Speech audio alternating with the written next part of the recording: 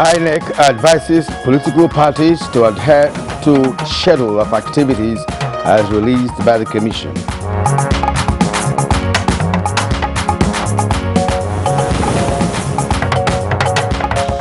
Court orders central bank to pay 82 billion naira to Akwa Ibom communities for economic losses from oil spillages. House of Reps leadership extends support to Foreign Affairs Ministry as the evacuation of Nigerians from Ukraine commences.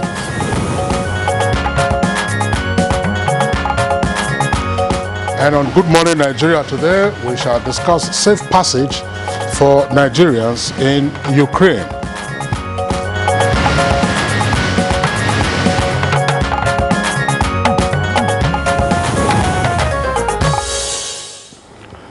Shock and disbelief could best describe what the global community felt when Russia struck Ukraine in a fashion that leaves many describing the invasion as the most intense war in a decade. Well, it's been some 6 days since the launch of the attack, and as the assault escalates, President Vladimir Putin of Russia has been reported as having put his country's nuclear forces on higher alert, although the Russians have also now indicated why they did that. Well, Kingsley, talking about trying to deploy, nuclear arsenal, Russia is not the only country with a nuclear facility, and I wonder why he went to that extent. Well, according to a Russian official, there were comments made by a Secretary of State in the UK, which triggered the response by Russia. But so far, there's been no deployment of any nuclear arsenal. Exactly. Now, though negotiations and talks commenced between the Ukrainian government and Russia at the Belarusian border on Monday, where Ukraine is demanding an immediate ceasefire and withdrawal of Russian troops from Ukraine, no breakthrough was recorded after that conversation. Well, they say that they will meet in a few days after that initial round of conversation. And of course, following the recent developments of the attack and the assaults, governments in the West have announced a barrage of sanctions against Russia. And those sanctions include a ban from Western airspace and key financial networks, with the UN and EU also engaging in talks to further deter Russia, which on its own has also imposed an air ban, as it were, on a number of Western countries in its airspace. Already, 500,000 people have fled Ukraine, with dozens of civilians losing their lives, and the EU envisaging the disaster to be the most humanitarian and refugee crisis in decades in that part of the world, that's in Europe. No question about that, Kyria. Now, many Africans and particularly Nigerians have been caught in the middle of the war, with thousands of Nigerians said to have been stranded in Ukraine and unable to cross its borders into neighboring countries for safety. And the presidency, while disclosing this on Sunday in a statement, said there are reports of Ukrainian police and security personnel refusing to allow Nigerians board buses and trains heading towards Ukraine-Poland border. In fact, various online narratives indicate that Polish officials declined Nigerians entry, and these Nigerians were especially students. And with some of the students eventually resorting to exit Ukraine via borders with Romania and Hungary, where they have now, of course, found safe refuge from the escalation of the crisis in Ukraine. And as at Monday afternoon, the Minister of Foreign Affairs confirmed that 130 Nigerians are now safely in Bucharest, Romanian capital, where they have been provided accommodation and will be documented and subsequently brought back home. Similarly, another batch of about 200 Nigerians are expected in Budapest, Hungary. Well, more Nigerians are still stranded, and there are concerns for what happens in the coming days, given the not too pleasant experiences Nigerians who were seeking refuge in Poland and other neighboring countries have faced. Indeed, Kirian, the presidency was quite clear in condemning the discrimination against Nigerians who sought to leave the conflict zone. There were reports of Ukrainian security officials who declined access for blacks to board buses or trains to exit the country. Exactly, and of course the Ukrainian president also called on foreigners, who are willing to assist in the fight to take up arms, and maybe they are trying to ensure that many people, come to their aid, but not students, who are just there to acquire education. Well, there is no conscription law in force in Ukraine at the moment. Exactly. It said those who are willing, and the number of willing Ukrainians have signed up to pick up AK-47, saying that they will defend their cities when the Russians do make a landfall in those cities. Now, the UN Convention stipulates all who flee conflict zones have an equal right to safe passage. Why is this not applying in these precarious times for young Nigerians? These and other issues will be discussed in the next couple of minutes on Good Morning Nigeria, as we take a look at safe passage for Nigerians in Ukraine. My name is Kirian Umay. Welcome to the program. And Kirian, obviously, this is a validation of the saying that war is an ugly business. Exactly, very ugly business. And anybody who is fanning the ember of war may not really understand it until you experience it. Absolutely. I'm Kingsley Osadolo. I joined my colleague Kirian to also welcome you to this edition of the program. And as always, we are live on a network service of the Nigerian Television Authority. In the course of the program, our complimentary segments will also come up, and these include business and newspaper review. For now, morning news highlights with our colleague Frama Panye. Frama, good morning. Good morning, Kingsley and Kieran. Here is the morning news. Every organ of international and national society must work in solidarity to protect democracy and advance good governance. Vice President Yemi Oshibajo, who said this at the opening of the 2022 judicial year of the African Court for Human and People's Rights in Arusha, Tanzania, noted that this was the way to secure basic freedom, and the cost of inaction will be too high for the present and future generations. I am representing must also recognize that the ratification of human rights treaties have consequences. Our regional institutions will only be strong and effective as we want them to be. The African Court, the African Commission, and the African Committee, on their part, must cooperate with each other in the true spirit of complementarity and must not work at cross purposes. The Speaker, House of Representatives, Femi Gbajabiamila, has emphasized the support of Parliament to the Foreign Affairs Ministry as it commences evacuation of Nigerian students from Ukraine. At a meeting with the Minister, Geoffrey Onyama, the Speaker commended the Ministry for steps taken so far to complete formalities of moving Nigeria to safe borders. Thank you very much. But just have we hired buses, enough buses to bring our students to the borders? The answer is yes. So we can tick that box.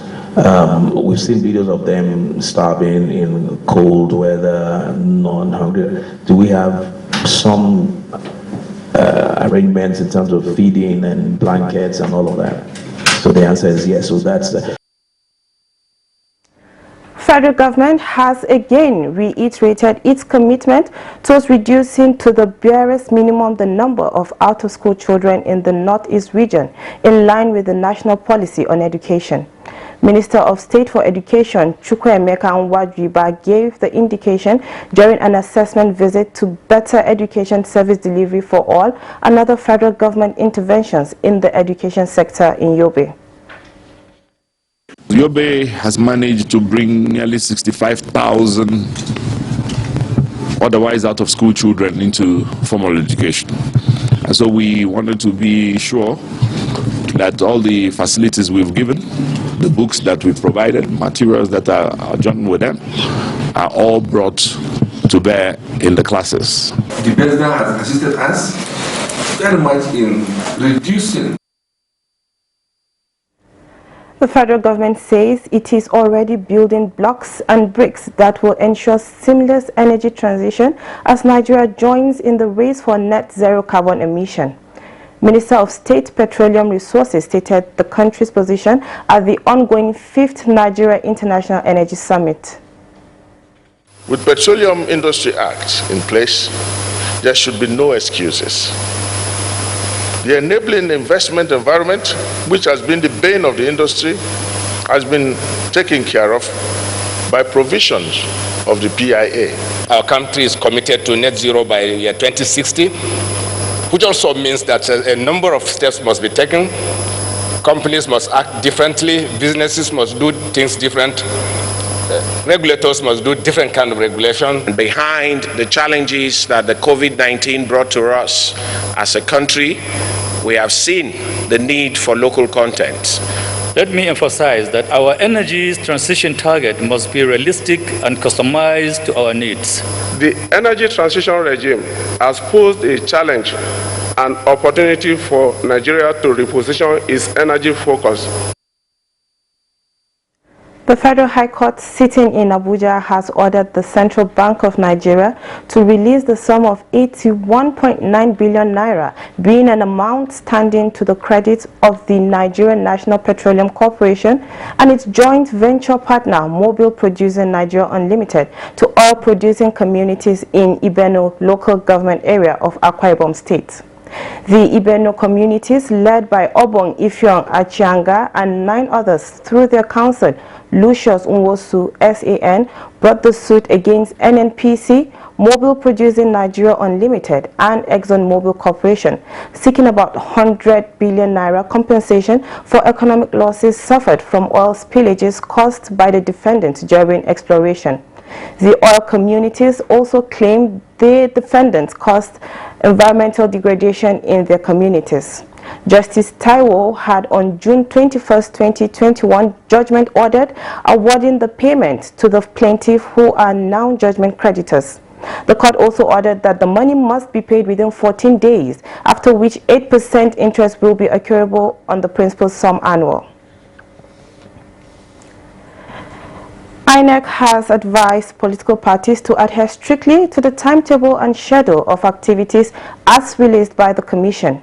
INEC Chairman Professor Mahmoud Yakubu gave the advice in Abuja and also says the new Electoral Act comes with no extra financial burden. Any political party that fails to comply with the timelines provided for in the timetable and schedule of activities, particularly with respect to the conduct of party primaries and the nomination of candidates, will not be expected to nominate candidates to the Commission for election. Is there any extra cost? Not at this point. There is no extra cost attached to the implementation of the activities provided for by the Electoral Act 2022. And that concludes the news highlights. Kieran and Kingsley will be back after this break. The one.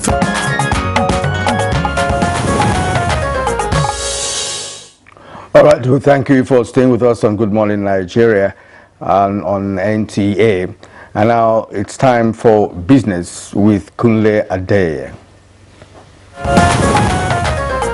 The Nigerian Extractive Industries Transparency Initiative (NAITI) board has approved the 2020 oil and gas audit report to be unveiled on the 7th of March 2022. The executive secretary of NAITI, Dr. Oji Ogbonaya Oji, revealed that the report will show status of the payment of 2.6 trillion naira owed the federal government by 77 oil and gas companies, as well as ensure robust implementation of the Petroleum Industry Act. Dr. Oji also disclosed that NAITI's next major focus will be on the solid minerals sector with a view to effecting reforms that will benefit the economy. And the fiscal allocation and statutory disbursement audit that covered 9 states, selected on the basis of their relevance in either oil and gas or in mining. When these 3 reports are released, They will continue to shape this course and continue to advance the ongoing discussions on the reforms. And the equities market on Monday closed on a positive note as it appreciated by plus 0.14% to close at 47,394.53 basis points.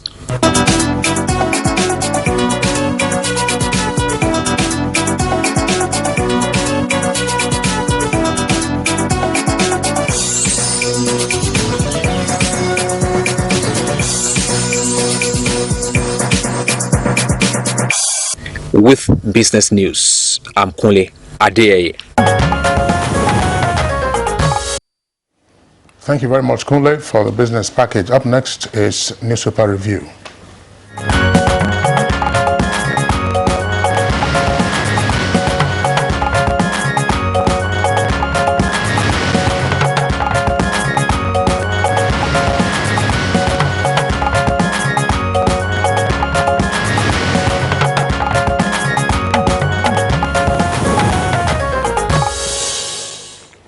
All right, it's time for newspaper review. Reviewer Bayo is unavoidably absent today on the program, so Kingsley and I will be doing the review this morning. And first, I have the Punch newspaper, which is the first paper we're reviewing this morning. Above the name plate of the Punch newspaper, LMPC confirms IOC's exit, insists on gas development. That's on page 19. Fuel scarcity, Naiti blames subsidy, ex-depot price hits 180 per litre, that's on page 19 as well. And on page 27, Minister walks out on students protesting ASU strike. Nigeria's 993.38 billion naira imports from Russia at risk over war, that's on page 20. Mobile transactions hit 8.07 trillion naira in 5 years. It's on page 19. Court gives Abba Kyari go-ahead to treat diabetes and others. That's on page 11. Now, the lead story is on the Ukraine-Russia war. Federal government to airlift 2,000 Nigerians. Evacuation begins Wednesday. 2 riders to that. Buhari approves funding as federal government tips air peace. Max Air. 4 or 5 aeroplanes to evacuate Nigerian refugees, that says the federal government. So that on page 2 of the Punch newspaper. Now, the photo story is that of the students who protested for ASU strike. Minister walks out on these students, and that's what the story is saying on the Punch newspaper.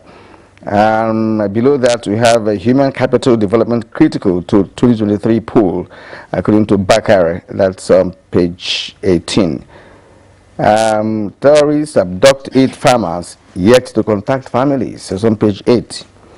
Explosion rocks Kaduna building. 80 football fans escape death. That's also on page 8. Hoodlums threaten Katsina resident with kidnap, demand 250,000 naira. That's on page 5. Nigeria, Benin Republic to resolve dispute over oil-rich Tongegi Island. That's on page 18 of the Punch newspaper. Kingsley. Okay, let's also take a look at the Nation, and above the nameplate you have the following headlines. INEC okays 18 parties for 2023 elections. Agency, no more registration. Details on page 3. Russia-Ukraine war, evacuation of Nigerians begins tomorrow. Details, you have that on page 30. And governors and minister reject proposed power bill. That's on page 5. And below the name flag, 2023, Bauchi governor hints of Wike's pair. And Benue APC boycotts council poll.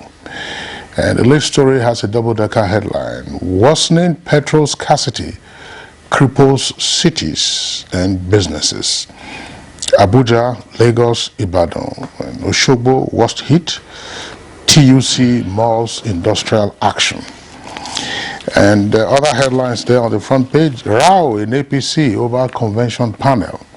State chairman protests. PDP men on withdrawn list. That's the second rider.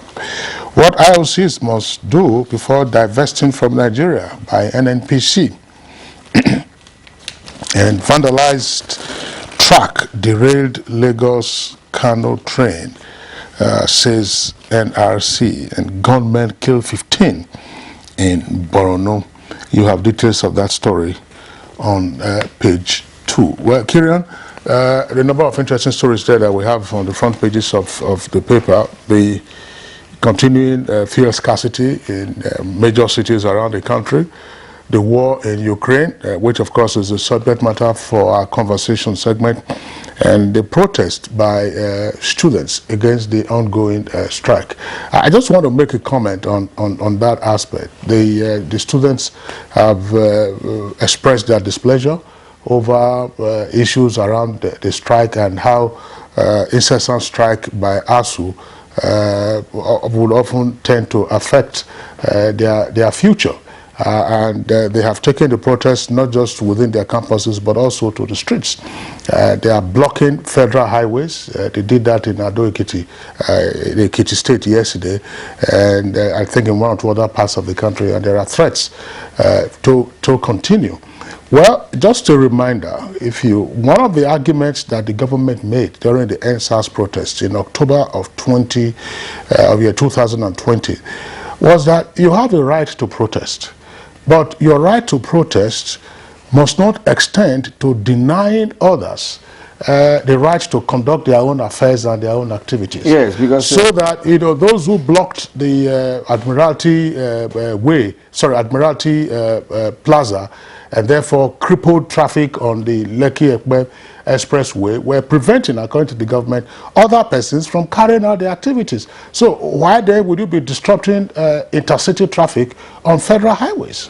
Because where one right stops, another right begins, and they really do not have the right to extend the protest to that extent, to of course disturb public peace. And if you say you are carrying out a peaceful protest, it doesn't become peaceful anymore when you deny others the opportunity or privilege to carry out their own activities. But back to the issue in question, really, the ASU strike in question. I think that Nigeria should really rethink, to see how ASU can be managed. The ASU issue has become so perennial, that it has become part of our calendar, that every 2-3 months, as case maybe on yearly basis, ASU goes on strike.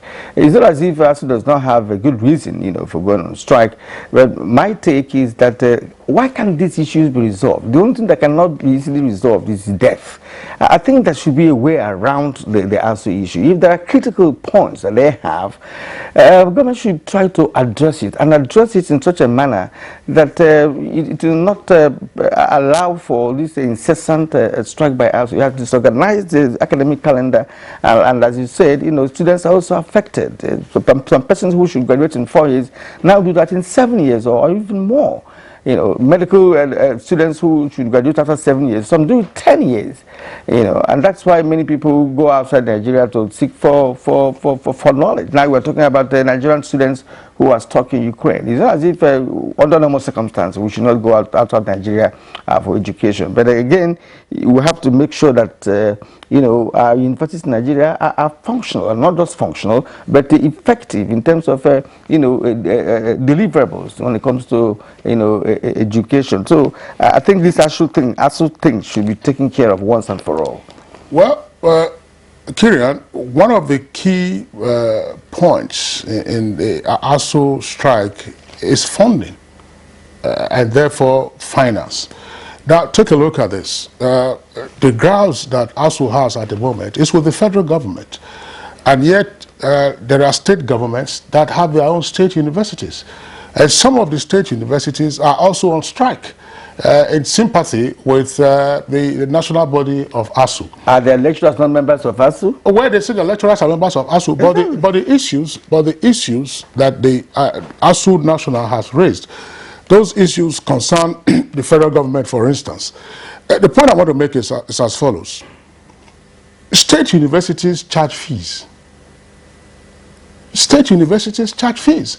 And why is it a challenge for us, Nigerian elite, or more particularly the political elite, to get to the conclusion that we cannot continue funding federal universities the way we have tended to fund federal universities since the 1970s when you had the oil boom?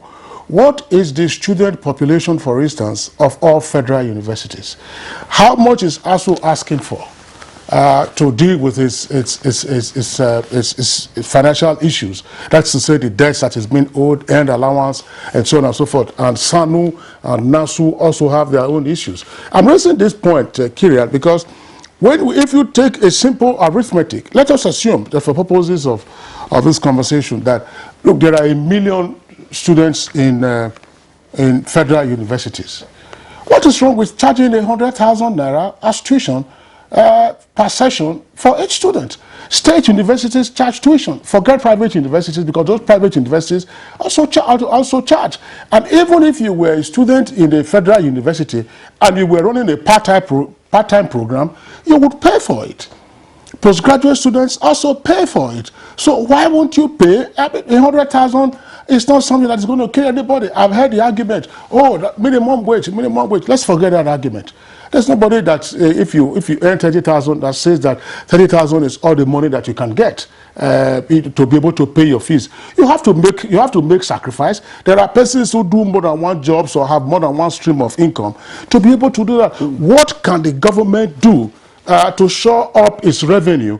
If you charge 100,000 naira per session for each student, even if it is a flat rate, if you go abroad, we're talking about engineering, law, medicine, and other professional courses, their fee structure is different from the liberal arts or from other courses. So what are we talking about?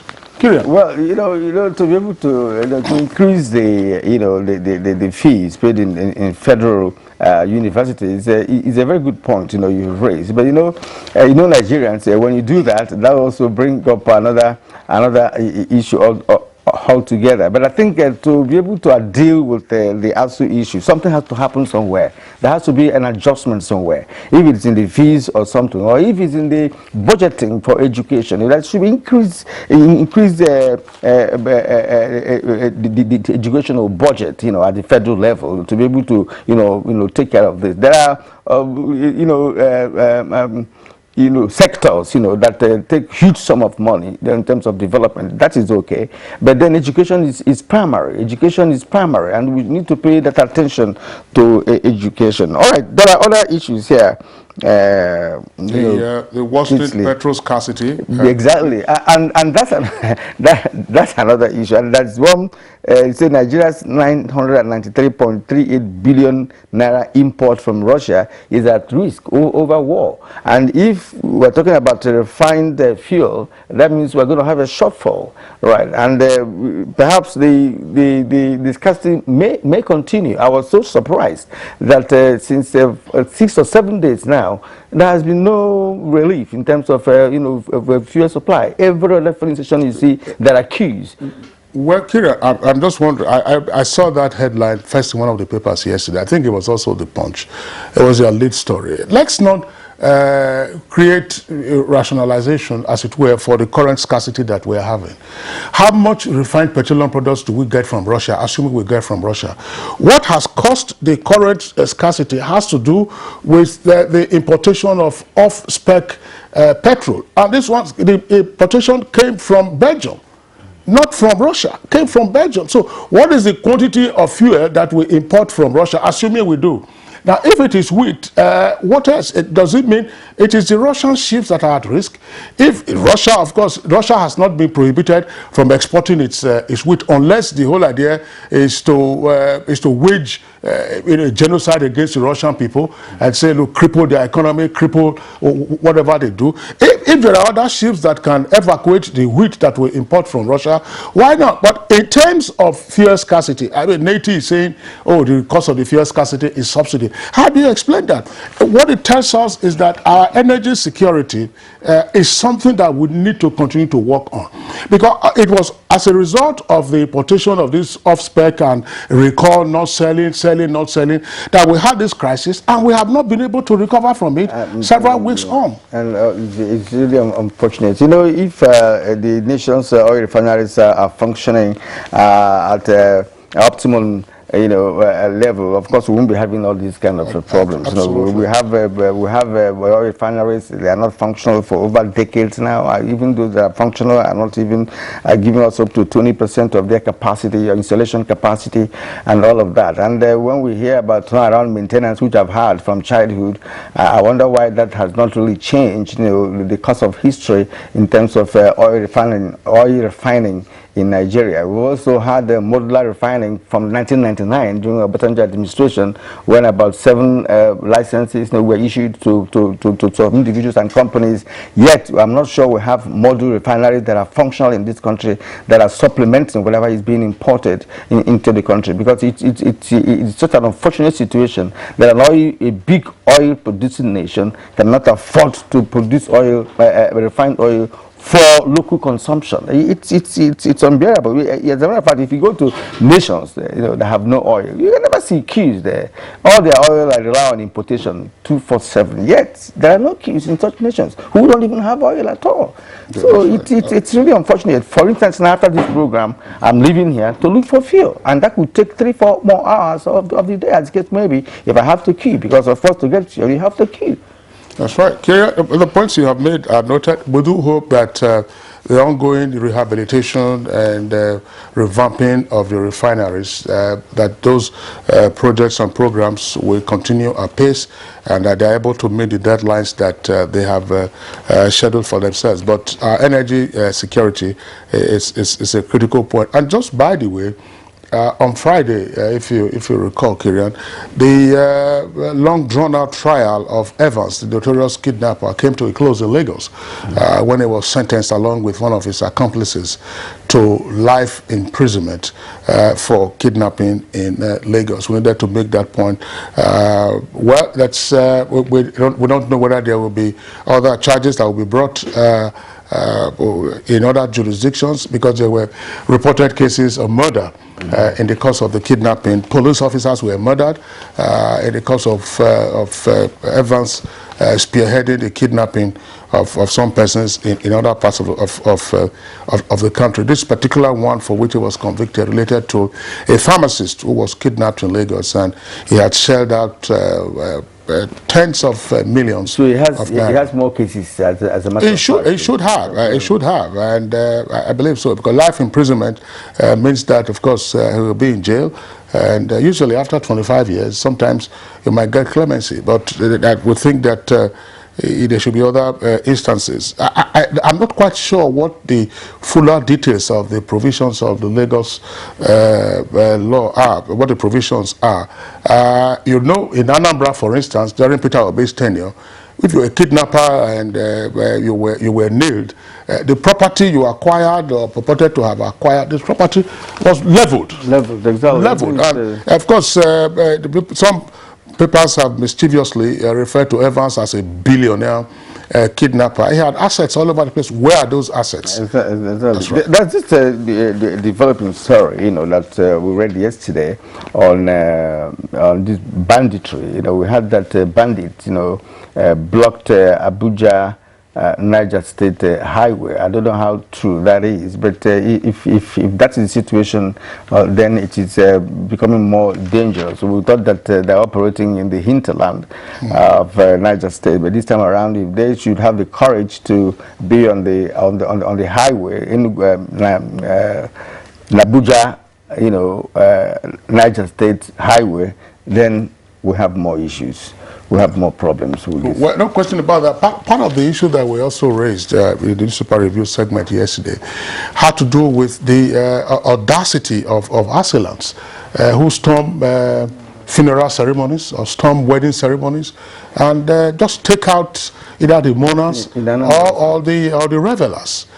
All right. It happened in a Benev, you know, in a community in Anambra State. And the man who was being buried, you know, was known as a notorious cultist, right? So perhaps the other cult members, you know, came to ensure that they disrupted his burial. But of course, in doing that, they thought kill up to 20 people, which is nonsensical. Oh, for them. All right. So that's it for our newspaper review segment. We'll take a short break now. When we return, we'll be discussing safe passage for Nigerians who are caught up in the war in Ukraine. Nigeria. Well, you're still watching Good Morning Nigeria on the network service of NTA. We'll now begin our conversation segment on the safe passage for Nigerians in Ukraine with this background put together by Ekene Ndulwe.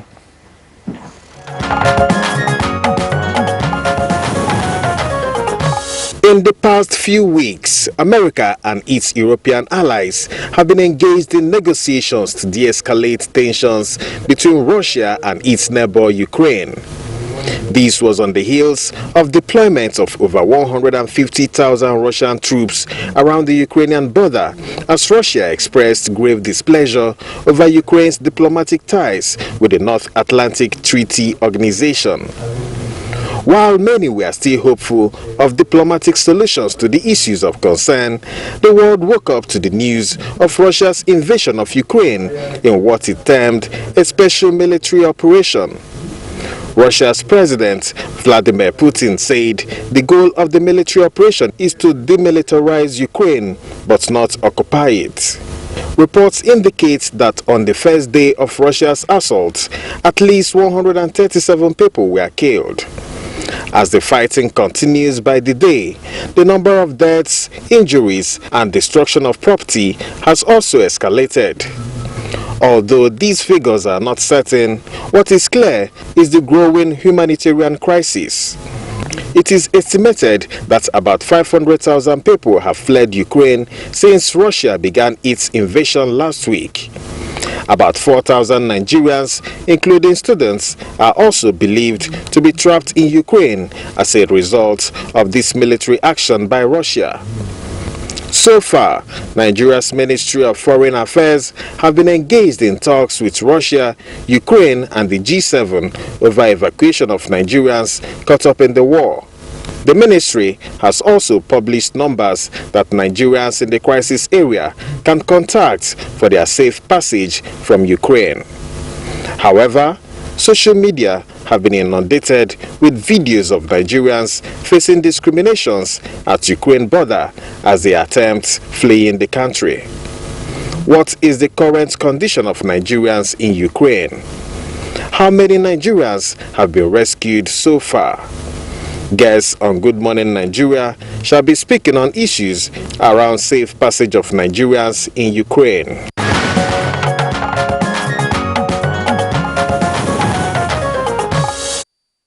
All right, thank you very much, Ekene Ndulwe, for that background. We have guests with us in the studios to discuss issues around the safe passage for Nigerians in war-hit Ukraine. Let's welcome Gabriel Aduda, who is the Permanent Secretary in the Ministry of Foreign Affairs.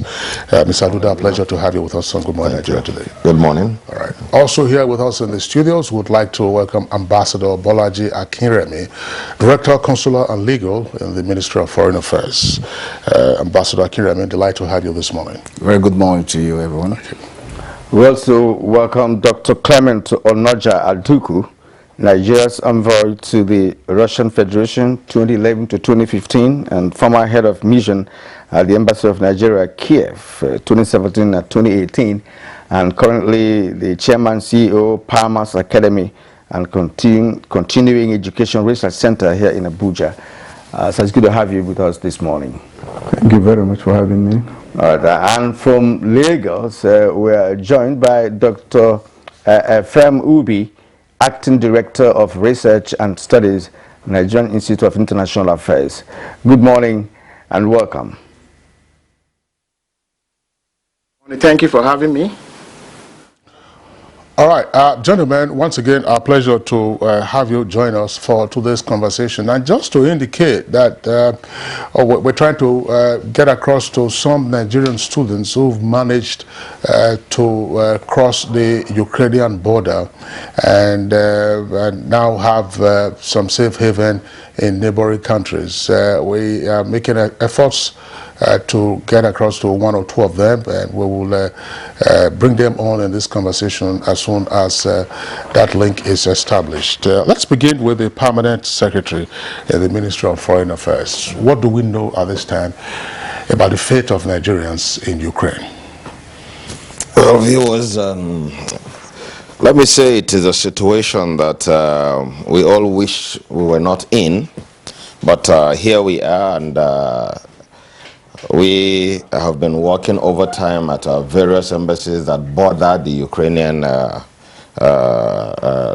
border Ukraine, to see to the safe passage of our people from across the borders, take them in, accommodate them, feed them, get them ready for evacuation. And as we speak now, we have quite a number that have crossed. From the Hungarian side, we have received a little over 600 as at this morning, Nigerians that have crossed into Hungary, that is around Budapest. These are those that we have head counted, because there are several other borders that they come in from, and we pick them in bits and pieces to collect them. At the Romanian border, we have received over 900. Actually, as at this morning, the figure was 946 as at this morning. So at the Romanian border, we have received about that, and they are still crossing. On the Polish side, we have received just about 350 as at this morning. That is understandable, because probably most of those fleeing Ukraine are headed towards that border, and we have had several challenges from that end. But as we speak, we have received about 350 as of this morning into Poland, and most of them have been moved to Warsaw in preparation for evacuation. In Slovakia, we have received about 150. All these are border towns. In Russia, well, nothing yet, because I think we're still looking at the situation from that side. The ambassadors are, our missions are on high alert, and all arrangements have been made should any of them want to move, especially where the students are in Sumy, back out into Russia. So basically, this is where we are at the moment, and these are the numbers that we are dealing with, that we have physically with our representatives in these various countries. Well, that's a great achievement so far. But I'd like to ask Bolaji Akinyemi to lead us into the issue of a communication channel, available to Nigerians in Ukraine, because in this kind of war situation, communication is key. So, what communication channel is or was available to Nigerians before now in Ukraine to talk to themselves? Plan strategies of escaping escaping from Ukraine, and what do you know about the issue of discrimination against Nigerians who want to board buses or trains, to leave Ukraine? All right. Thank you so much, and once again, thank you for having us here this morning. Well, in terms of communication, this is era of digital, and there are a lot of platforms. We have lists of students who coordinate other students, Nigerian students. So we have a list of presidents, Nigerian community, Nigerian Students Association, and they are all kept in the embassy. The embassy has a very good, in Ukraine, very working website, and students are always taking information from there and also communicating with the mission. Every embassy of Nigeria has what we call consular line, which means you can call them and they can respond to your need. So there is that link. And then the Nigerian community in Kyiv is working very strongly. If you go to Kharkov, you probably have people speaking broken on the street of Kharkov because of Nigerian traders in that place. They have their own association too, and they are working very fine. Now, the ambassador has been like a father. I watched a video of a Nigerian who called him, probably being mischievous, and it was written the Embassy of Nigeria, Kyiv, and he sent it on board. But when you listen to what the ambassador said, you find a very fatherly role. So they have access to the embassy, they have access to the staff. The embassy is well structured. They have a lady as the head of the consular who has actually worked with me before she went on posting, who knows about consular very well, and a senior minister in that embassy. So in terms of communication, we don't have any problem. And that is why they were able to get information at a time, stay put, be calm. And when it was becoming hotter, they also had the opportunity to move. And that's why we were able to get information. They were heading towards Poland. We got it from the mission. They are heading towards Hungary. We have it from them. So it is very easy, Facebook, all kinds of social media. Now, in terms of discrimination, this is very sad. And, you know, it's unfortunate. But it is not only about blacks or Nigeria. I heard the Honorable Minister of Foreign Affairs say yesterday that the India felt the same way. One thing is Europe tried to overprice itself, and you hear them. You probably listen to the video saying they were ashamed or they were shocked that people are being killed, that this is Europe, the center of civilization. All those things are not necessary, you know, but this is what you have. And it also sends signal to Africans and blacks to also be united. So it's not something that is strictly against Nigerian, because we have seen the videos. It is just that there is a very strong migration law in Europe. And they know that once you are black, you are not from European country. So they have this regulation among themselves not to allow undocumented migrants to cross into each other. But there is no explanation for it. It is unacceptable, because in a war situation, you don't discriminate, and no life is higher or better than the other. So what you have seen either at Poland border or Ukrainian or anywhere during this situation is an aberration. And we condemn it, and I think they have taken note. It will not repeat itself.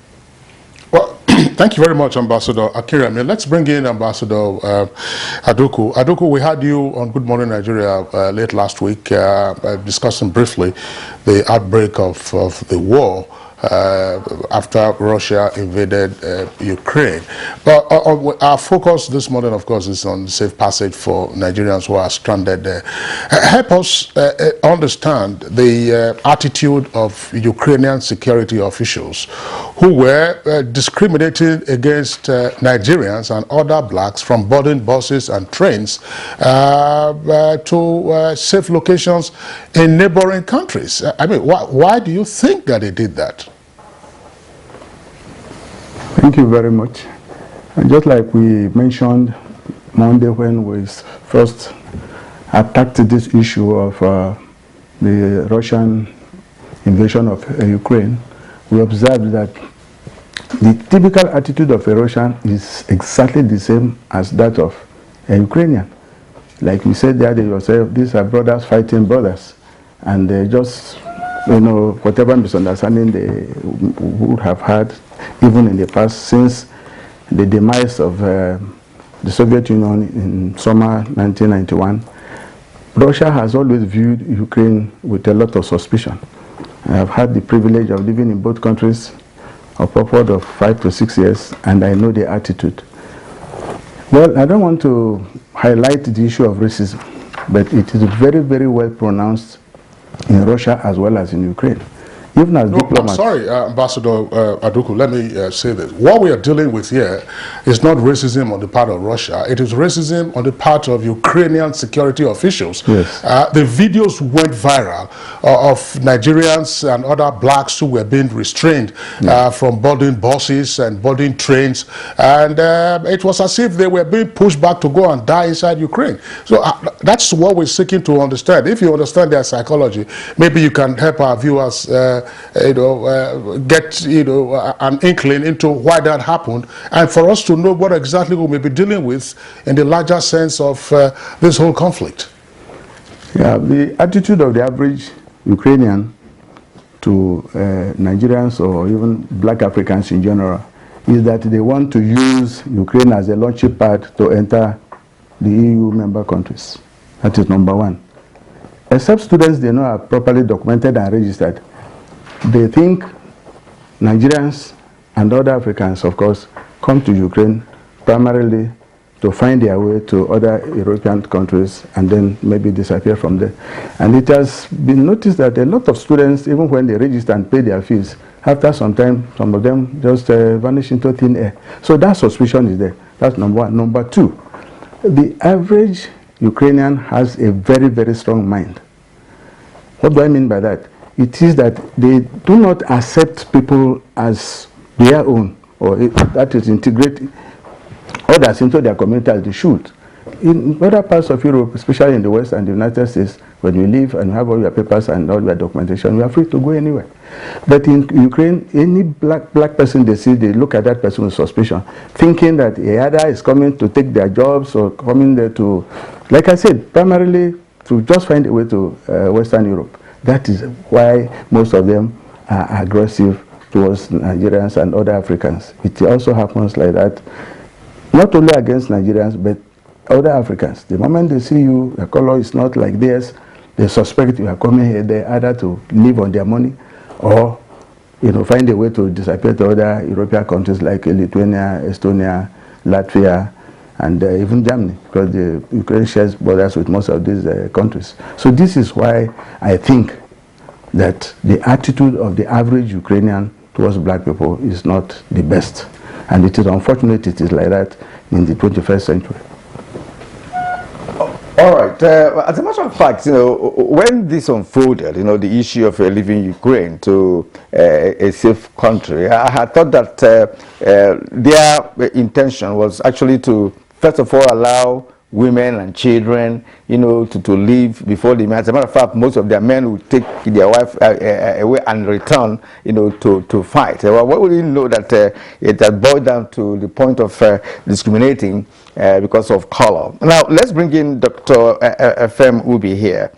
You listened to the permanent secretary who informed us that many Nigerian students in Ukraine, in fact in their hundreds, have been able to be evacuated to Hungary, Poland and other neighboring countries. Now, how would you assess, the Minister of Foreign Affairs action, since this started? Let's get your assessment of what they have been able to do to ensure that Nigerian students leave Ukraine safely.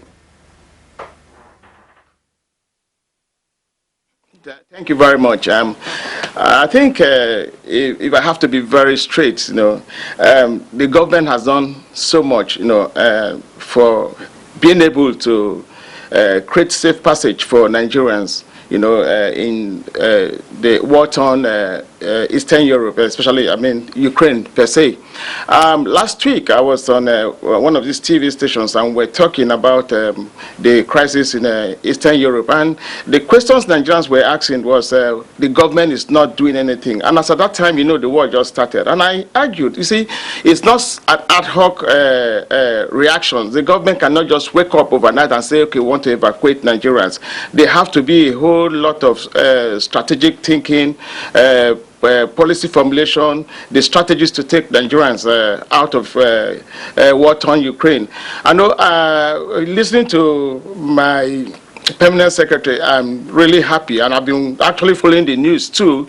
I say from his analysis, you can understand that almost, I think, more than 2,000 Nigerians have been evacuated. Have been taken out of Ukraine. But, I think we have to understand one thing precisely. If you look at the last 2 years ago, when the advent of COVID-19, we also heard about the issues of racism on Africans and Nigerians. Racism, it's actually very institutional in most of these countries, and that is what we have to understand. You just said something now, that you thought maybe because they were women and children, but I also understand, because I have stayed abroad too, that in situations like that you only give room for pregnant women, you give room for children. But you see, when you say adult female, who is okay, healthy, I think there shouldn't have been any kind of discrimination of such. But one thing you also have to understand too, there's racism is in degree. They actually discriminate against blacks. The darker your color, the more discriminatory they become. freedom and all that. I think these are things we have to understand. I have seen it and I've experienced it, but I'm happy that our government has done what it should do to evacuate Nigerians out of Ukraine, and they are doing more. I saw the hotlines and all that, the circulars that were going out, concerning how to get Nigerians out of those places. I think we must commend the government. For us Nigerians, we really talk a lot, we criticize a lot, but I think it is high time we begin to think about, spending more time looking for solutions than criticizing the government at every particular time. I think I commend the government for that. This aspect that he mentioned, he said the strategic thinking. But I also recall that I've heard on the foreign media, in the build-up, to this war, some countries asking their citizens to leave Ukraine, even before Russia struck. So is it not part of strategic thinking? I know so many countries said, if you are so about Ukraine, leave Ukraine. That is before those countries, included the U.S. Yes. So they have also issued such an alert now to their citizens and officials in Belarus. Belarus. So is it not part of strategic thinking? All right. Permanent Secretary, Minister of Foreign Affairs. Let's tell us, before we get into the details of whether we acted late or otherwise, what is the state of the Nigerian mission in Ukraine as of this morning? As of this morning, I think we just started thinking last night on the need to perhaps evacuate our officers from Ukraine. But as we speak, they're still in Ukraine, but their families have left. That is, those of them that work in the missions. What we did was to also work at evacuating their families. So, but the ambassador is still in Ukraine. Two, three other officers are still in Ukraine to offer all the assistances that Nigerians may require. And when we talk about strategic thinking, I think we should always look at that in a very broad context. You're talking about US, you're talking about UK. How many of their nationals are in Ukraine? But here we are, we're talking about Nigeria. We're talking about 8,000 Nigerians, out of which 5,635 are students. So you do not expect that their thinking will be the same as ours. Because even as we speak, in the Sumi area, we have over 300 students that still say they don't want to be evacuated. They just want to stay back and watch, thinking that the war will soon stop. So even some of those that have come out are saying, look, we don't want to go anywhere. We just want to hang around until we can go back to school. So you see, when you're dealing with issues of strategic thinking, the dynamics is what determines what steps you take. Okay, so as we speak, we are hoping that the ambassador, alongside other ambassadors, not just him now, South Africa, especially those of them that the African caucus yesterday met, and they decided to study the situation till this morning before they will begin to put in place a mechanism for evacuation, along with the UN apparatus that is there, if they have to leave. But as I speak to you now, there's practically no institution where you have a Nigerian student that hasn't had a direct contact with the mission. And then, in fact, yesterday, buses were sent from Russia to one of the border towns to receive Nigerian students, but they didn't come out because they felt that they weren't in any form of danger or whatever, and they said they still want to stay and watch the situation. So all this matters, and all this determine how we deal. But I'm telling you that the government is fully ready. We are sending in planes tomorrow for evacuation. We are working with Air Peace, we are working with Max Air, and we're working with Asman Air. And then we have more than enough to bring all the 2,000 of them back home. But what we are working at now is documenting them. Those of them that don't have any form of documentation, we give them emergency travel certificates. We just try to get them out here. And some of our students also don't have their papers on them because they had submitted them to the schools. But when they get here on ETCs, we will now work with their schools to have their papers back, so that as soon as it's possible, we can have them return, or they can work, they can study from home online. So we have all this covered up. And in all fairness, I think government has taken every step necessary. We are in touch with all our ambassadors out there, as well as in touch with the ambassadors of those other nationals back here. So it's a two-way thing to ensure that all these things are seamless. Permanent Secretary, I mean, we are in the comfort of our studios. And you can see the way we are all dressed. None of us, if we were out there in Ukraine, or in Poland or in Hungary could be dressed like this if we were outdoors, because this is still winter. And for those who are inside Ukraine, you never can tell where the next missile is going to land. What information do you have from the Nigerian mission or those Nigerians who are still inside Ukraine about the fighting? Well, I think one other thing we need to be careful about is that most of what we have back here is what the media feeds us, the international media. And oftentimes when you're right on ground there, it may not be exactly what it looks like.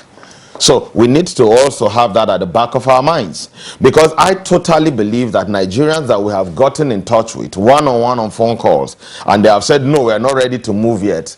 They can't all be stupid. They have access. They know what is going on. They're able to call. In fact, they will speak with the ambassador. The ambassador passes messages to us. Just like I said, 300 students documented, access provided, and they say, no, we're not going anywhere. Okay, why? Because they are aware of where they are. They know these things better than those of us that are just watching from foreign media back here. So the dynamics on ground may actually be different from what we are seeing. And then, as we know, the attack is targeted at the capital. And some of these institutions are not necessarily in the capital. So where they do not feel that they are endangered of any kind, they are in any form of danger, there's a possibility that they will want to just hold on some more. But one thing we are assured of is that all our missions are on high alert. Every arrangement that needs to be made has been made, and we are happy to receive as many of them as come out. And then evacuation is another thing. The question you now ask yourself is, how many actually want to be evacuated? Some say, no, I don't want to go home yet. Some say, okay, no, just give me some passage, give me a few more days to stay here. In case things clear up, I go back to my work. So all this matters. But as I speak to you, we have a number of planes that are leaving tomorrow, depending on the numbers we have across this country, border countries with Ukraine. And then we will deploy. But as we speak, I think we have 6 planes on ground. All right. You have mentioned that we have about 8,000 Nigerians, in Ukraine, and of this number, 5 point something are students. But so there are other Nigerians, who reside in Ukraine, either businessmen or traders, as the case may be. And I want to ask Hakiremi to speak to that. Do we have contact with those other Nigerians? Is there any communication channel for those other Nigerians who are not? Because our interest is focusing on students who are perhaps younger persons, right? So we may have families, we have families, Nigerian families who are living in Ukraine, either businessmen or traders, as the case may be. Do we also have plans for such a category of persons? Well, thank you so much. One thing is, Ministry of Foreign Affairs is coordinating all efforts, whether from private sector, from the state, from parents. And so we are doing these at different levels. Some states have set up apps for their indigenes in those war-torn areas, like Oyo State, for example, and they have networked with us in the ministry. So whatever they are doing, we are aware. The Governors Forum too are doing the same thing. The wives of governors are doing the same thing. The secretary to the wife of governor is a diplomat, Her Excellency Folake Abdurazak. So we get information from them. Let me say this, that the aspect we are not actually focusing on now is those that have arrived in Nigeria. There have been a large number that have returned to Nigeria. Oh, yes. On their own? On their own. No, not... What numbers are we looking at? At least it will be over 200 now. And over what length of time have they started getting back into the country? In the last 1 week. And this is assisted. Is it by your arrangement or their own arrangement? That's what I'm saying. This is assisted by our mission, essentially in Poland. And most of them have their ticket, but most of them, we procure their ticket for them. So we need to look into that.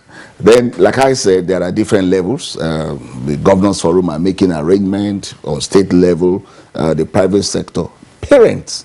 There is a group which they call Parents of Students in Ukraine, of which Foreign Affairs is also a part of it.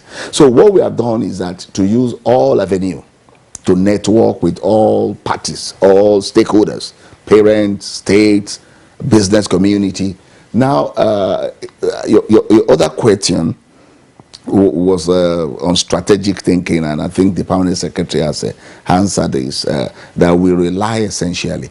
But you see, our advice is for everyone. The first one is for them to keep calm. You know, because from experience, in 2014, I had 3 children in Ukraine schooling, and that was when Russia also took Crimea. And we didn't get any of them out.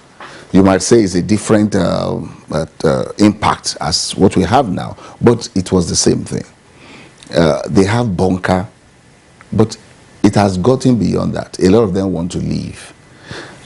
But those who are insisting they don't want to leave, my advice is that let it not be like a frog in pot with water, and they began to eat. It didn't jump out of the pot because they felt, you know, until when it become too hot.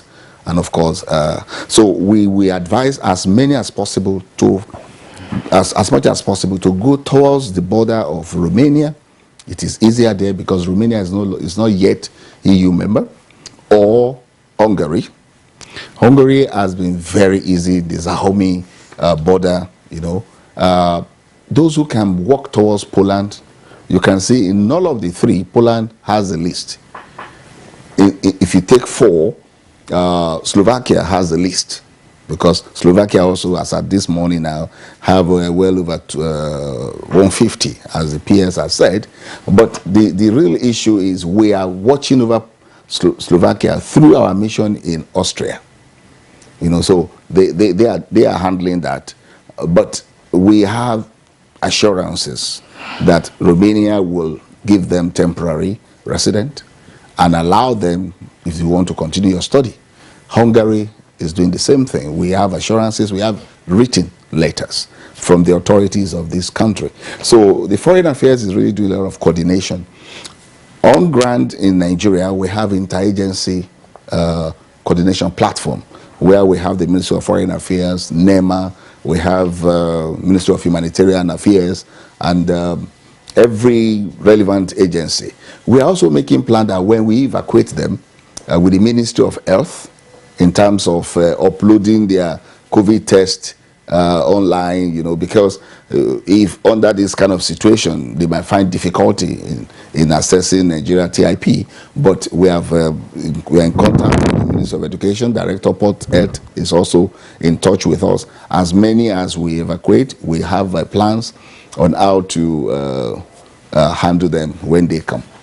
All right, Dr. Akiremi, tell us, you know, when we say go to the border, it's like we are here in Abuja and somebody is telling you to go to the border in Cameroon. Or you are here in Abuja or in Kaduna, somebody is telling you to go to the border with Benin Republic. These are great distances, and weather conditions are not tropical, not even, this is wintry, these are wintry times. But for those Nigerians who are still hunkered down, as it were, in Ukraine, what do we know about their current conditions?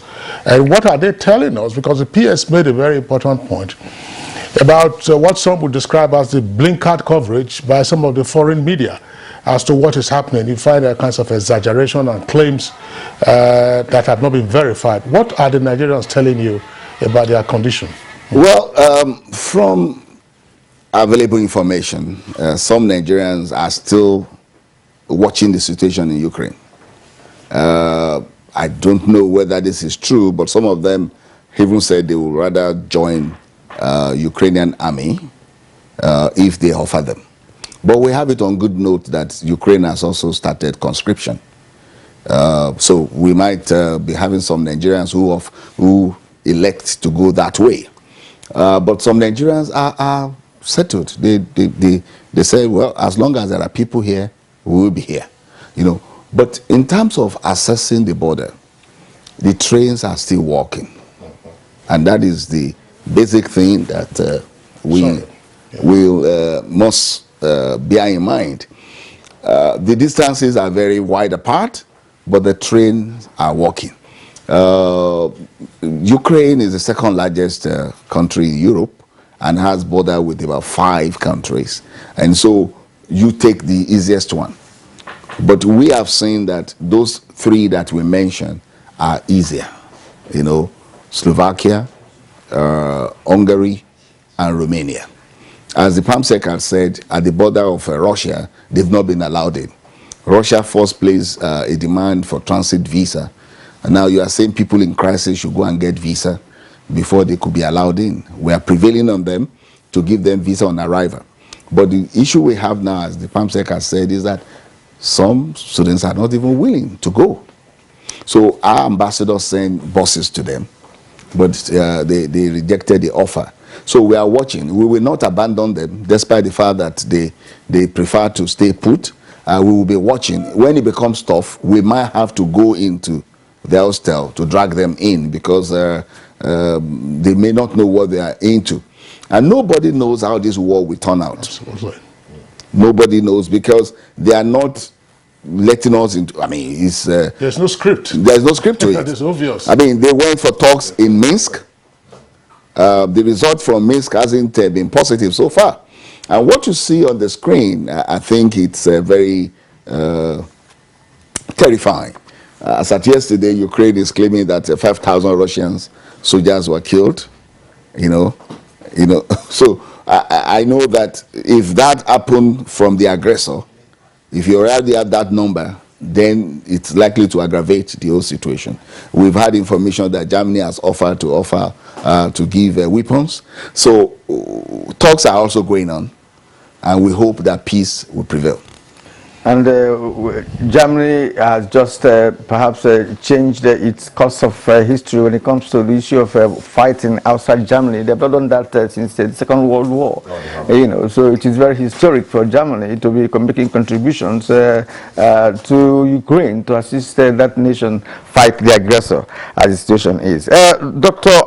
Onoja Aduku, how should Nigerians conduct themselves in Ukraine? For those of them who rejected to leave Ukraine, I know that some of them now see Ukraine as a comfort zone, especially those who are doing business there, and students who may have maybe perhaps in their last year of graduation and what have you, who may not like to return here and then go back to Ukraine again. You all have understanding of the psychology of an average European, especially in Eastern Europe. So how should they conduct themselves? Of course, to wait and see whether this war will end as we expect. My advice to all Nigerians residing in Ukraine, in view of the prevailing situation, excuse me, and the deteriorating situation of the war so far, I will just offer 2 or 3 pieces of advice. One, they should always listen to advisory notices and circulars and information reaching them directly from the embassy. In a situation like this, a lot of people want to take undue advantage to engage in human trafficking. I know Ukraine very well, and I know what some unscrupulous, I won't call them dealers, I'll call them, what do they call them, these people who, agents, yes, do. Some of them deliberately lie to Nigerians that they are coming to study in Ukraine, collect money from their parents, and do not remit this money to some of the institutions. I was on one consular visit where I found about 25 to 30 Nigerians in one warehouse like that. And when I asked them, that was in, I think, somewhere around Kharkiv. And they said they were brought here to play football. But on getting to Ukraine, they find out that there's no team ready to absorb them or even give them opportunity to come and practice. So you see all sorts of things happening there. So these are areas where I said they must always listen to the embassy. That's number one. Number two, we should not lose sight that most Nigerians, adult Nigerians who are not even students, are married to Ukrainian citizens, Ukrainian ladies. So they have children. So when it's time to evacuate, what do they do? Do they carry their wives and their children back to Nigeria?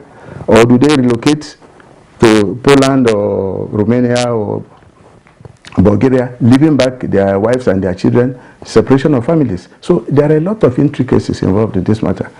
And thirdly, the fact that a lot of people in that place see that Ukraine has been very quiet all this while.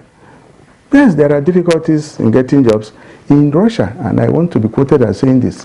Even if you are married to a Russian, A Russian government would not give you any job to work for them. If you like take up a Russian nationality, this can be checked. I have on good record a lot of Ukrainians who are married to Ukrainian citizens but still cannot work. So when you look at all these complications, you find out that who do you take out and who do you leave behind? If a man is married to a Ukrainian, they have 2 or 3 children or 1 child even, then he will say, okay, I want to leave my family behind. If I'm dying, let me die with my family. So this is one other aspect why I say my advice to them is to keep constantly in touch with the Embassy of Nigeria in Ukraine. And of course, advice they may be picking here and there from the Minister of Foreign Affairs that coordinates all these matters. In that way, they'll be able to decide whether to stay or not to stay. I am very certain that a good number of them, like the Permanent Secretary and my colleague has said, they would not want to be brought back home. It is just a playbook of what happened in South Africa during the xenophobic attacks. A lot of Nigerians refused to come back home. They went there, the federal government sent Air Peace and some other airlines to bring them. They refused. Very few of them came back. And even those who came back finally found their ways, they came back to South Africa. There's another round of xenophobic attacks going on now. I think I listened to the news about last week, and you can see. So it is not just easy to tell a man, come back, and the person just go because he wants to go. He will not. He wants to stay back. If it is dead, let him die with his family. If the family will agree to come along with them, fine. Let all of them come. But the Ukrainian government will not agree.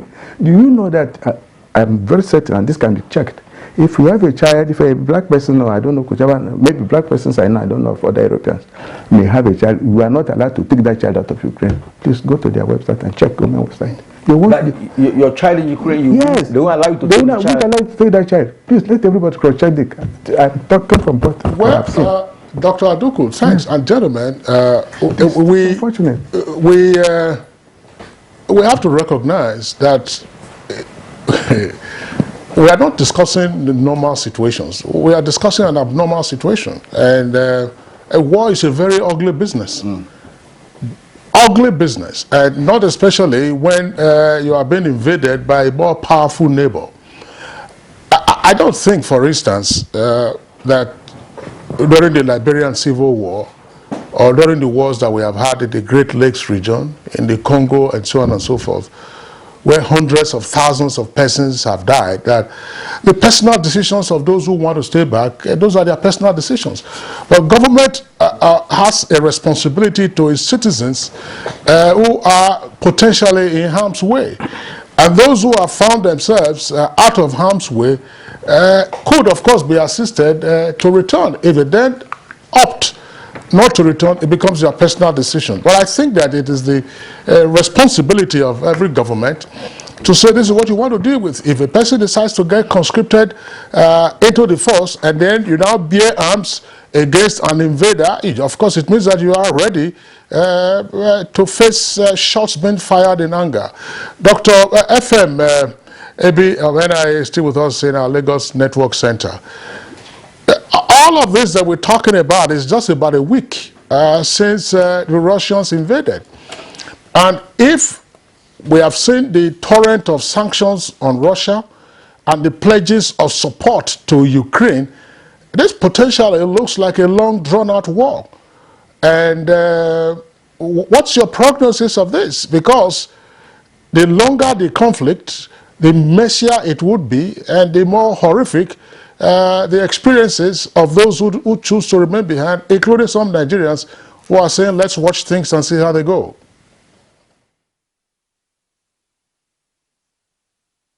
Yeah, it's a very sad situation, you know, that we find ourselves in the 21st century, you know. But I think, you know, like a series of advice that has been given, I think it's better for Nigerians to want to come back. You see, once there are avenues, you know, given out, you know, sent out, you know, by the government, by the embassy, you know, I think the students and Nigerians who are there should follow such advice. But I think I also want to say that there's one point that was not raised. You see, you know, because of the vast geography of Ukraine. You see, sometimes too, Nigerians and Africans, all the foreigners who are there should also adhere to the Ukrainian government advice, because they will tell you where to go to, where to hide, where to be, and all that. I think this also should be followed, pending when you're able to find your way to neighboring countries through the safe passage provided. I think it's high time, the two governments, Russia, Ukraine, begin to talk. You see, with what has happened yesterday, even when the talk was ongoing, shelling was also ongoing. I think it seems, like you said, a long war. With the provisions of all these weapons and military defense equipment to Ukraine. Like you said, Germany just donated helmet. EU is already sending weapons, and they are also, in short, one of the weapons is they are also sending Russian fighter jets to Ukraine. So be able, that means they want Ukraine to be able to match Russia one-on-one in terms of the ongoing conflict. I think Nigerians should adhere to advice sent by the Ministry of Foreign Affairs, by the embassy, and other Nigerians who are there. I think a lot of Nigerians are actually doing very well, trying to help Nigerians in Eastern Europe. I read about 2 Nigerian students who have been, helping bringing Nigerian students together and helping to give them safe passage to most of these or neighboring countries, Romania, Hungary, and all that. I think it is important that we listen to advice and follow suit this advice to the latter, because it keeps us safe. It keeps Nigerians who are there safe. And the students who are there. I think there's no other way to safety than taking advice and actually leaving the country, because those countries are in turmoil. Like you said, you see, the Russians wouldn't even allow Nigerians to come in. Where I schooled was close to Russia, and I know how they behave. So they wouldn't even allow Nigerians to come in. Just like what the ambassador said, if you're married to a Russian, you can't work. You are not given working permit. You can't do anything. Your job is just a husband. And I think, for me, I don't see why you have to be in any country where you are not wanted, and you are not given credence or credibility. I think Nigerians should begin to think twice, about how we have to, change our approach towards migration and all that. I think much more importantly too, I think we have to also start thinking about productive infrastructure, about economic development, economic growth, and put in places things that will actually keep Nigerians here. I think that's the most important thing for me. If we're able to build our economics, develop our economies, I don't think, why do we have to go out? These are all factors that takes us away. I heard you talking this morning about the university strike and all that. You see, I schooled in Nigeria, and it was good. There's no different, from schooling here and schooling abroad. I think these are things we begin to also take into consideration. Well, thank you. Gentlemen, we'll take a short break now. I know that Ambassador Akinremi wanted to speak to some of the issues that FM has raised, but that will be after the break. We'll be back in a moment.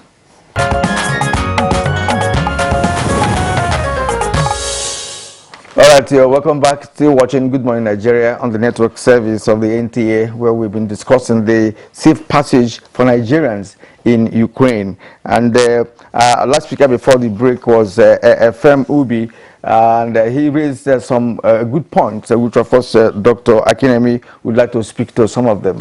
Well, thank you so much. I think there are a lot of issues there, and what we should focus on is what will help Nigerians. We have tried to narrow down to 2,000, and probably some Nigerians might be saying that there is not enough plan to take everyone. Our plan goes beyond 2,000 to evacuate. So I wanted to say that we have everybody covered, as much 5,000 or as many who are willing to come back. So there is no fear of Nigeria has not made enough preparation, because I read somewhere saying 2,000 to be. Those are the number we have for now. As the number increases and you are willing to come, plane will start moving in from Wednesday, and you will be airlifted. That is that. Two is that you were very correct with that analysis that nobody knows the next step. And for sure, we need to ask ourselves what led to this invasion. If what Russia had in mind has not been resolved, then we have not seen the end of the war. So certainly there has to be a breaking of the, there has to be some superpower coming to either override the intention or he achieve his goal. Because he has also suffered some casualties. So all these are what we are putting into our own strategic thinking, as we said before, to advise Nigerians. And we are saying loud and clear now that parents should impress on their children that if you have found your way into those neighboring countries, please come back. Because that is another challenge we have. It's on goodwill that they allowed us to bring in us citizens without documents. They are giving them 90 days grace. Now, it will not be nice that you start disappearing, or you are hiding under bunker, or you refuse to come back. So parents should insist. We are also making an arrangement, like the permanent secretary said, that they can study even in Nigeria. Because as of today, schools are still running in Ukraine. Like it has been said, some schools are very far from capital. So lectures are still going on. And we have this arrangement with Hungary that they could actually stay there. But we are also looking at the possibility of changing school, which means they have to start the whole process of admission in those countries. So this is something that we would like to be giving you daily briefing of what we are doing. We already have in Nigeria hotlines, and I think that has been mentioned, that we will put out there for countries for our citizens, for consular assistance. You want to have, you have any information you can give to us, or you also want to get any clarification. But what parents should do now essentially is to prevail on their words to please take advantage of the plane that have been provided. It will not be nice that those flights get there and there is nobody. For example, a flight of over 500 gets there and is coming with 300. That is going to be a huge loss. And if we try that once or twice, we don't have that resources to throw around. Thank you. Ambassador Akinremi, thank you very much for that advisory. I think the Permanent Secretary, Gabriel Aduda, would also like to add some information to the plans to evacuate Nigerians from those 4 countries. Earlier you said in Hungary 600 students, Romania 946, Poland 350, and Slovakia 150, none in the meantime in Russia.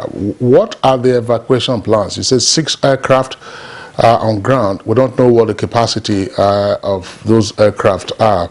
But if we have a sense, probably they may need to do 1 or 2 trips, more than 1 trip for those. But tell us what we should expect. I would imagine, for instance, that in an evacuation of this nature, there will be persons, we pray that they are well, but there will be persons who will be in distress already. So we're going to have paramedics or medical personnel on board these flights. And then for those who may not be lifted in the first batch, what arrangements have been made to ensure that they have necessaries by way of supplies. It's not a time to be packaging noodles and other things. We'll be looking for gas to cook. What are those easy consumables that they can have, so that there's not too much reliance as refugees on their host neighbors? And Ambassador Akinremi, thanks. The other information we had was that the safe corridor that they got was for 15 days in Poland, but now you are saying 90 days. Does this apply through all the 4 countries? Not all true. All right, Permanent Secretary, speak to these issues. Thank you so very much. One thing we can assure Nigerians is that adequate measures have been put in place. What we have done is that where there are hotels are provided. And where we weren't able to get enough hotels, we spoke with universities. And a number of universities gave us access to their hostels to be able to host Nigerians that have crossed over.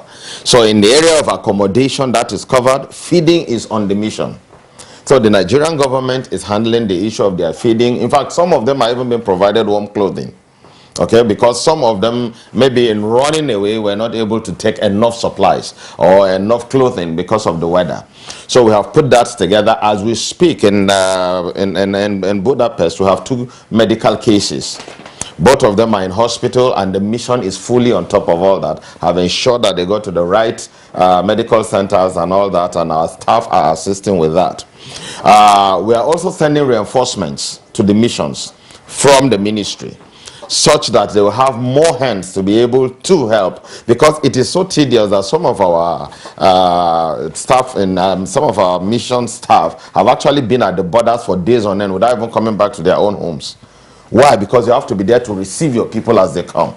So we're sending reinforcements so that they can be running shifts, and then see how that helps. So we have put all this in place, but then the issue of documentation is key. So when we now have them in safely with us, we document them, provide emergency travel certificates for those that don't have documentation, and then we batch them to travel. Now, the planes that we have enough capacity. 2 of them are jumbo jets that take 560 persons per trip.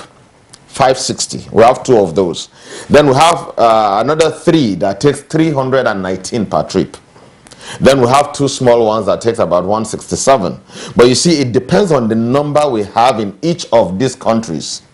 Where there is need, we may hop, pick from here, and come back home, because we too need to maximize the resources that government has made available to take care of all this. But the truth of the matter is that we are aware that we have 8,000 Nigerians in all. We are ready. If all the 8,000 of them are coming, we have more than enough resources to get them home. Not only that, we're also extending the goodwill to a few African countries that may not have this kind, because some are already reaching out to us for support. As you know, we always play the big brother. So we have made adequate provision for maybe another 2,000 should there be need to these other countries. So we'll bring them to Nigeria and they can go home from here. So I think everything is fully in place. So this is a big brother rule, you know, is extending to this evacuation. Yes. All right. Well, let's bring in the Dr. Onoja once again. Okay. Now, as a matter of fact, there are emergency numbers, you know, that we have here, and that is numbers that can be used to make a contact while in Ukraine, and they would like to read out those numbers. Dr. Tale, +48 739 547 122 /530 81 3284. And they also have in Warsaw, Remy can be contacted through +48 739 400 001. That's in Warsaw. Then we have Isaac 729 467341. And then Frank +48 729 560 416 and +48 508 182 948.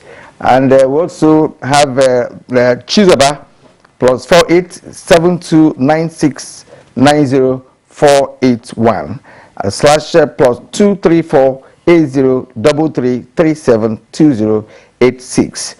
Well, these are, you know, the numbers the Nigerians can reach. These are actually provided by Nigerians in diaspora. All right, Kirian, the Permanent Secretary, Minister of Foreign Affairs, has additional numbers to, to provide. What are the numbers? If you could.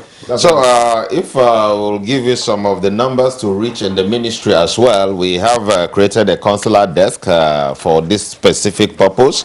We have these numbers: 091 608 474 98. I'll go through that again. 091 608 474 98 and 070 108 829 07. 070 108 829 07.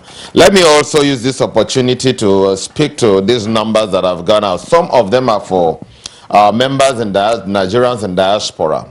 And what we are doing with the Nigerians in diaspora is working very closely with them because they help to provide the additional hands we need. Not only that, some of them have lived in this country for so long, so they are able to help in one or two areas with that.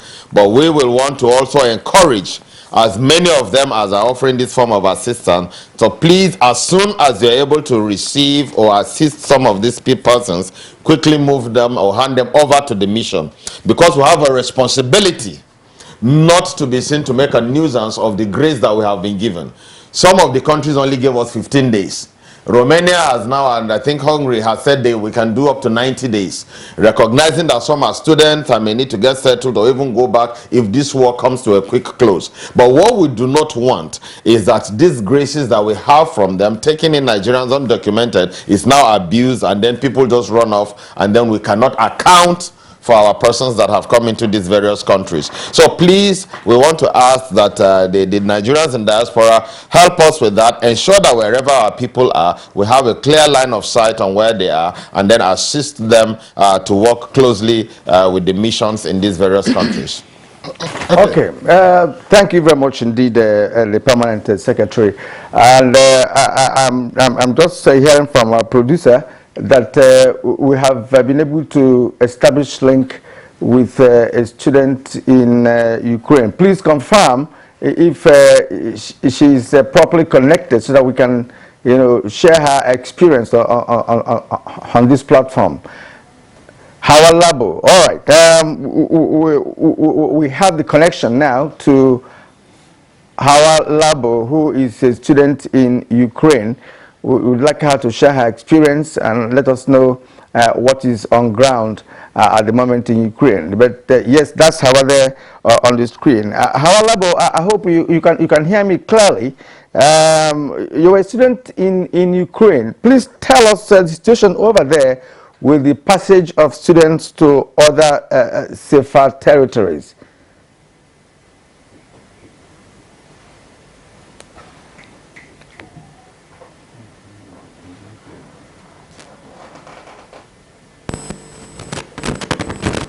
Howard, go ahead, we can hear you.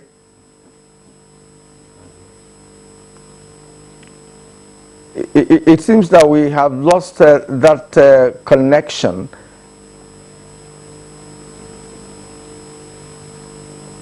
All right, Howard, if you can hear me, let us know what the situation is like in Ukraine at the moment with respect to safe movement of Nigerian students to bordering countries.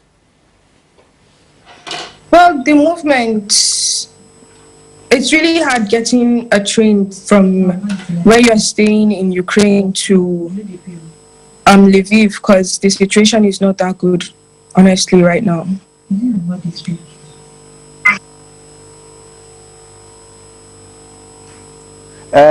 Secure, perhaps a place where you can be safe, before you get evacuated to any bordering country with Ukraine.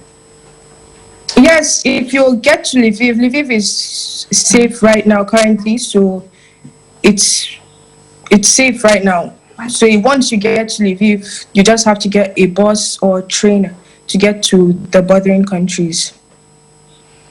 All right, Hawa, it appears probably you didn't get the question of my colleague. Where are you speaking to us from? Are you still in Ukraine? Poland. I'm in Poland currently. Okay, how did you make it to Poland, and where are your friends? They're all here. I used the train from Lviv to Poland. Okay, and I hope you are all right along with your friends? Yes, we're all fine. Oh, okay, what is it you're hearing about others who are still inside Ukraine and are probably scrambling to get out of harm's way? But everyone I know, all my friends, everyone has left Ukraine. Are there students who are, refusing to leave Ukraine? Because we hear that some students say they have to wait, believing that the war might end soon. Yes, some people are still stranded there. Like people in Sumy, they don't have means of transportation currently. How far is, you call it Sumy, is it very far from Kyiv or is it very far from Lviv? How far is that? Yes, it's very far. I see. It's very, and trains are not, no trains, no taxis, no buses from their place to Kyiv or Lviv, and the city is not safe at all. There are thousands of people still stranded. Okay. Now, what would be your advice to such students, especially those who are saying that they have to wait and see what happens? Are you advising them to join you in Poland or what? No, if you're able to leave, just leave. Like, if you're able to get a bus or a train, you should leave. Like, staying in Ukraine is not an option right now. All right, you people who have made it to Poland, how are you being taken care of in terms of welfare, you know, feeding and accommodation? Yeah, we're given a very nice accommodation and really good food. Okay, I hope you are aware that the federal government of Nigeria is making arrangements to evacuate Nigerians who have made it safely out of Ukraine. Are you anywhere near? Are you anywhere near Warsaw, or it's still quite some way because the evacuation is scheduled to begin tomorrow? No, I'm in Warsaw right now. You are in Warsaw. Yes. All right. Okay. Hawa, we thank you for your time with us for this conversation and wish you the very best. Please do stay in touch with your other colleagues, and as soon as you do get information about what's happening to them in Sumy, would of course like to play that up for our government to take appropriate action. Hawa Labo, a Nigerian student studying medicine in Ukraine, thank you very much for being our guest on Good Morning Nigeria today. Thank you. All right, and then back to our guests at the studio. I just wanted let's clarify this so that we have a sense of probably what is afoot. We hear Ambassador Aduku and Ambassador Kireme, you've talked about bunkers. Oh, some officials are in bunkers. In Nigeria, you probably will have very few bunkers around. Why in Nigeria? Very few bunkers. But why bunkers all over? Is it a function of their centuries-old war experience? Very briefly, Dr. Akeremi. Well, thank you so much. It has a lot of necessity. One is the weather condition there. And two is they lost space, and they don't build spreading out, they build up. So the same little space they build and make sure it has several floors. Third is the war experience, you know, and those three are the reasons why they have bunker, and they use them. And fourth is because also in terms of power, you know, the place is always cooler, you know, downstairs. And all right, Doctor, I can't be, the time is no longer on our side. Okay. You know, the experience I had in China is that every story building you have in China has a bunker, has an underground, you know, no matter how, I mean, I don't know whether that's a culture. You know, I don't know, we're pressed for time. Yeah. I'm not talking about a basement. I'm talking about a bunker. A bunker is different from a basement. Well, if it's a bunker, that is a bunker is made for war, right? For war. And I don't know whether it is part of town planning of any city. It's part of their history. Exactly. Because what the bunker, well, you don't use those bunkers until the sirens go on. Okay. And when you hear the sirens, it means that something is wrong. All right, Gabriel Aduda, Permanent Secretary, Minister of Foreign Affairs, we thank you for sharing your thoughts with us today on Good Morning Nigeria. Ambassador Bolaji Akinremi, Director, Consular and Legal, Minister of Foreign Affairs. It's been wonderful talking to you this morning. Thank you so much. This important issue. Dr. Clement Onoja Aduku, Nigeria's envoy to the Russian Federation 2011-2015. It's also nice to be with you this morning on the program. Thank you indeed for your thoughts. Dr. F.M. Ubi, Acting Director of Research and Studies, Nigerian Institute of International Affairs. Thank you for being here with us this morning on Good Morning Nigeria. All right, the program is back tomorrow, same time, 7 o'clock in the morning. I'm Kingsley Osadolo. I am Kirian Umayo. Thank you for watching and have a great day.